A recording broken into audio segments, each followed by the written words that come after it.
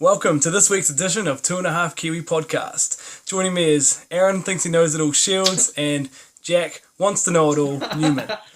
Talk to me, boys. That's very, what have we got this week? Very accurate description there, Luke. Yeah, no, this week. I'm actually impressed with his delivery as well. It sounded very professional, eh? Yeah. Fair play. He really hit the fear quite, accurately there. Yeah, I'm impressed. All right. Anyway, let's get straight into it. So we're just recapping round 5. We should start by complimenting the rugby that was on display instead of our own ability. Yeah. Right. Yeah. So big game, obviously. Crusaders v Highlanders. Highlanders unbeaten, and they remain so. Going into the main talking points. I'd say Luke? You were there. Yeah, if you don't mind, I'll kick off. Yeah, being at the game, 20,000 plus people at the stadium, which was next level on a St. Paddy's Day. So the chanting, the screaming, it was just one of those games you just feel lucky to be at. And certainly the display of footy was nothing short of just free running and close. And that was the best part, eh? Like the whole time you're on a knife's edge. It'd be hard to top that game all season, wouldn't it? Let's be honest. Yeah, it's funny how much those local derbies are turning into those that like that just being so close every time, that Crusaders Highlanders grudge match. So it was nothing. Yeah, it absolutely lived up to expectations, and certainly being a Highlanders man, just absolutely stoked with the performance. Number of talking points. The first one I want to touch on was the first try by the Crusaders, where they looked like they had this they did that backline move and they just ran. I think it was George Bridge who just basically ran right through the midfield. And you think, wow, that looks really good. Look on the replay, blatant Crusaders blocking of a Highlanders defender. But because it looked good, they did. It's like it's one of those. This is my rant, yeah. So because it was so because the play was at halfway and not in the 22, they were just like, nah, perfect move, and didn't even bother looking at it. Whereas I guarantee, if that was done inside the 22, that would have gone upstairs. That's my view on that. But this is where I think rugby's a really good sport, in the way that sort of karma works itself out, in the way that the Crusaders then got that TMO call against them in regards to that knock on, which any other referee on any other day could have called that a try, but the fact, to me, I reckon that's just karma evening itself out. They were lucky with that first try, and then so you reckon there was some kind of higher power looking over this game? The rugby gods. The rugby gods. Yeah, you obviously prayed to them at that stage, Luke. Did you see that block? Did you see that block from the sideline, mate? In real time, or was that just a review of the highlights that you picked? Fortunately, I was actually watching the game with one of the former New Zealand he works in New Zealand rugby, Dave. Just be careful you don't trip over all those names you're dropping there, man. But yeah. Sorry. He's a former New Zealand former All Blacks manager, and I was sitting next to him during the game. Darren Shan. And he called it the moment it happened. Yeah. Yeah, he was on our coaching course. Oh right. And and he called it, and he's just like straight away. And so while I'm claiming it as being rugby know-it-all, it really wasn't. It was a guy next to me, and he was just adamant about it. So, thanks for calling me out, though. I really appreciate you asking how I got it. Well, I was kind of blown away at the insight that you were able to provide from the sideline. I smelled. Mate, I was still in the concourse ordering beers, mate. I missed the first one. I smelled a rat immediately. As soon as you opened your mouth, Luke, you shot yourself in the foot. You could have pried it off. We weren't there. You didn't have to say that. Anyway, moving on. So then, obviously, going on to the main talking point of the game is obviously what you just touched on, with the try, which was disallowed for the knock-on. That's right. What was your opinions on that? I mean, tough. It's one of those things, man.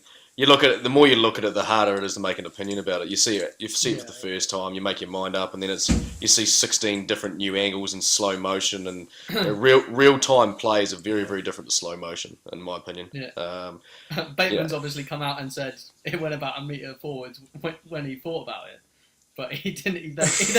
He then completely nullified his statement by saying he's not seen any highlights. So it's like, well, it doesn't really justify it, then. I'm definitely... So Ben Smith walking up and blocking the kick from being taken. What do we reckon about that? Yeah. As in, good. I mean, it paid off.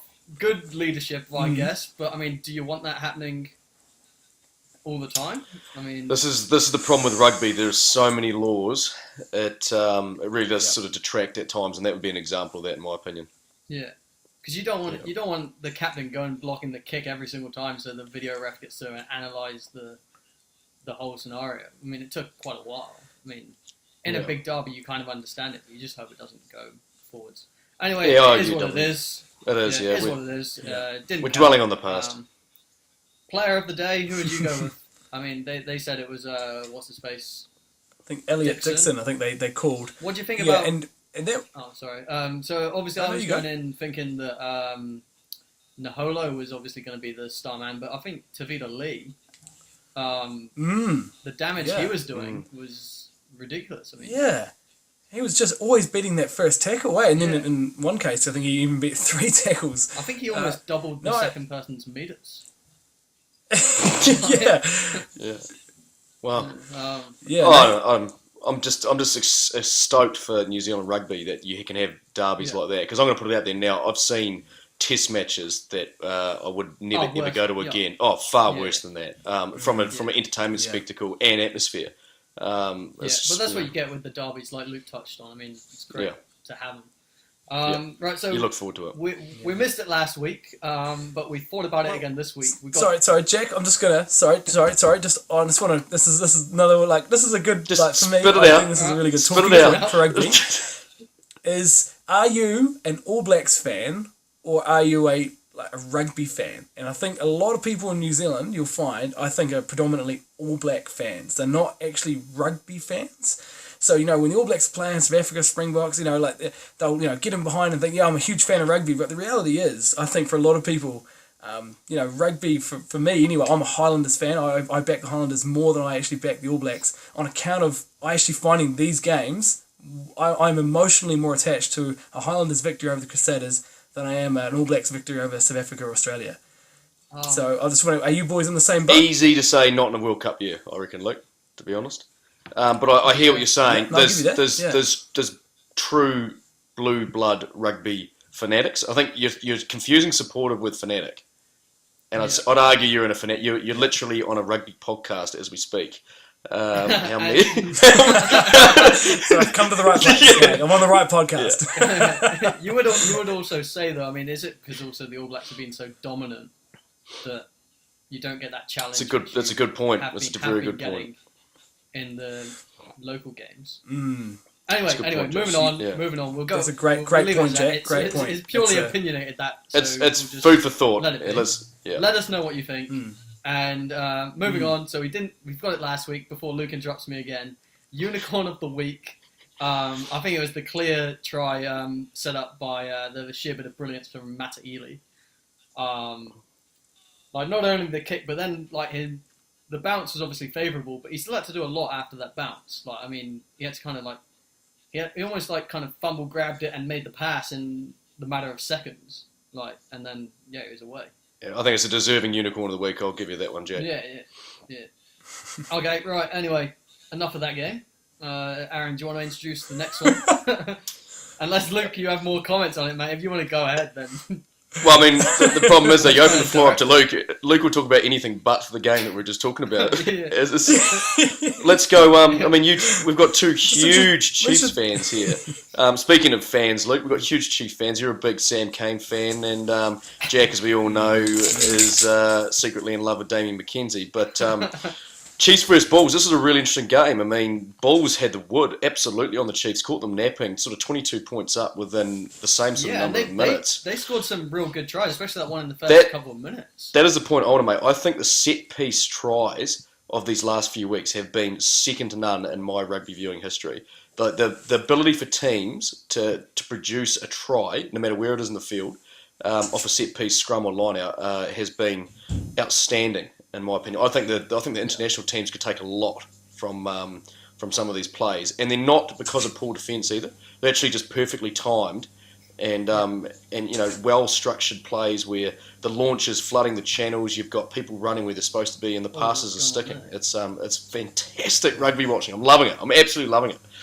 So that's what I watch rugby for, is for set piece plays, because anyone can score from a missed tackle and counter attack, but if you can actually construct a scoring opportunity in structured play, I reckon that's the true essence of footy. So that's my positive rant of the week. Oh, nice. Yeah, balance out, Luke. It's nice change. All right, Luke, what muscle on Sam Cane's body did you highlight this week? I tell you, he got caught out in defence. Don't make me pick just one. I hate how you do that. Luke, he was definitely caught napping on defence a few times. I was surprised. Found himself well out of position in some of those channels between the 15 and the touchline on a couple of occasions. I thought I'd just highlight that just to let you know that he isn't superhuman, but didn't have one of his strongest games, I'd say. One man's opinion. But hey, the Chiefs still came back, didn't they? And the Bulls will be very disappointed they let that slip. I actually don't know how they lost that momentum. At the half-time is never a good thing for a team that's that far ahead. Always benefits the team behind. And it's a quality side that is the Chiefs. Brody Retallick, I thought, was absolutely outstanding. Man alive. That try, he must have ran 30 to 40 metres. He broke 4 or 5 tackles, I think. Almost quarter. Yeah. Oh, no, that was ridiculous. Yeah, without a doubt. Standout player of the day. And great to see him. Chiefs will be relieved they come away with those points, I think. And the Bulls will be equally disappointed. But there's not really a lot to say from that. There wasn't a huge amount of controversy, was there? No, not really. I mean, it was the only controversy was just the amount they were behind in the first half. I think that was everyone didn't see it coming. Yeah. And props to the Bulls to be able to bring that in, but then obviously they bottled it, and much like the Blues, good segue. So the Blues and the Stormers. Interesting game. It took our coach killer of the week for a. This is unacceptable, isn't it? a non-play related. This is something which is prepared. You know where you're going, and you just turn up in different kits, at least different colours. I know they're called the Blues, but does that mean that they have to wear blue? I mean, someone in that Blues marketing team needs to be like... They left the bag in New Zealand. Wait a minute, so... Look, I walked into Sterling Sports Let's the other day. make our away strip and the there same is as our a home bright strip. orange Blues kit there. I was like... just crazy. It is crazy. This level, the top Southern Hemisphere club level, and they're turning up in something you wouldn't if you just walked down to your local footy pitch. Well, this is the problem, you man. You imagine the referee coming out of the tunnel, just being like, "Oh, yep, this is going to be fun." Blue ball, lighter blue, darker, the other blue. The non-shit one. Oh wait. So anyway, to the actual footy, I mean, it is disgraceful, and let's hope we don't see it again. If they turn up next week, it's going to be even better. But anyway, I thought the Blues were just massively lacking in that ticker this week. I don't know why. Yeah. It's beyond me. The buzz after coming back from behind, you would have thought they would have come out of this game, attacked it strong, and it just really didn't. There just wasn't a lot of. There was no intent there from my perspective. I thought the Ioane brothers were running at half pace. The tackling just wasn't up to standard. Not good enough, really. And the sad thing is that we were actually starting to like the Blues. And dare I say it, last week we were all. I made a massive call. I know I did call the Stormers, but I called the Stormers because they were. I just thought I'd mention it. I got it right. You got it wrong. I called the Stormers only because they were at home. I actually thought the Blues were going to take it to them, but massively disappointing, and the inconsistency between those two performances. And you can't blame a flight because everyone has to do that flight. Yeah. Yeah. And they're the big points. And the fact that they were already in Australia, in South Africa as well. Mm. Yeah. So they only flew from Lions country to Stormers country, which I don't know. I imagine is still same time zone. I'm guessing. You'd hope anyway. Yeah. But good research. I mean, Luke. but I'll get the map out tonight. I guess the response from the Blues camp is, Tana's saying it's a bad attitude shown by the team. I mean, are we still is that talking still about an excuse? Yeah. Bad attitude. Is it just me? Is their name infectious? Like the Blues. It's almost like the way that they mentally prepare themselves. Let's go and get depressed before we play footy. Also, maybe if they change the name, they'd have 2 different kits. Yeah, the oranges. Right. Anyway. Oh dear. I think on that note, that wraps us up for this week. All in all, great rugby, especially the big game. I mean, you're not going to beat it for a while. It's going to be hard for any other game this season to kind of live up to that, I think, until we get into the knockouts. 100% back you on that one, man. I Yeah. think round robin Crusaders versus Highlanders at Forsyth Bar Stadium. It doesn't get any better than that for New Zealand rugby. I'm sorry. Yeah. Okay, Luke, final words? Do you want to have a wee All Black debate? I mean, I guess like for me, I don't know. Just while we're talking about how good that All Blacks, the Crusaders Highlanders around any All Blacks matchups there. I mean, for you being a DMAC fan and so forth, I mean, I thought Ben Smith was just back to his absolute best to the point where that jersey, that 15, is just it's sewn up in my eyes. Yeah, I think he's playing like he doesn't look early 30s. I've accepted that he's going to be 15 for the World Cup. I mean, I'm not to not, but I mean, we've got nothing to argue about for the rest of the year. He's not going to be able to play it forever, though. I mean, he's gonna retire, and that's when Mackenzie comes into it. I think. I mean, we'll see. There was a good other few performances from All Black players. And potential back players, I guess. Yeah. But Cody Taylor, for instance, he had a stormer. He had a couple of big breaks. Just couldn't find the pass. So there's no support. They should have really sealed that. But yeah, Cody Taylor did play really well, actually, to be fair to him. Yeah, no, good call, Luke. Good call. Yeah. All right, and on that note, we're going to end it, and we'll catch you next week. Oh, be sure to follow us on Twitter. We actually did a Twitter poll during the game at halftime. Got a few huge amount of interest. Huge amount of interest generated there. It broke the internet, didn't it? Yeah. So much so that it stopped people from voting. Those chatbots were really effective, Jack. 60 in laptops I had to invest in. It's all worth it. It's all worth it. Right, follow us on Twitter and definitely follow us on Twitter. Join us in the game for. Oh yeah, also I in-game twits. I called just before the second half started. I was like, Naholo made a few errors. He's gonna come out and he's gonna show us what he's made of. Do his magic a moment. Seconds afterwards, gets binned.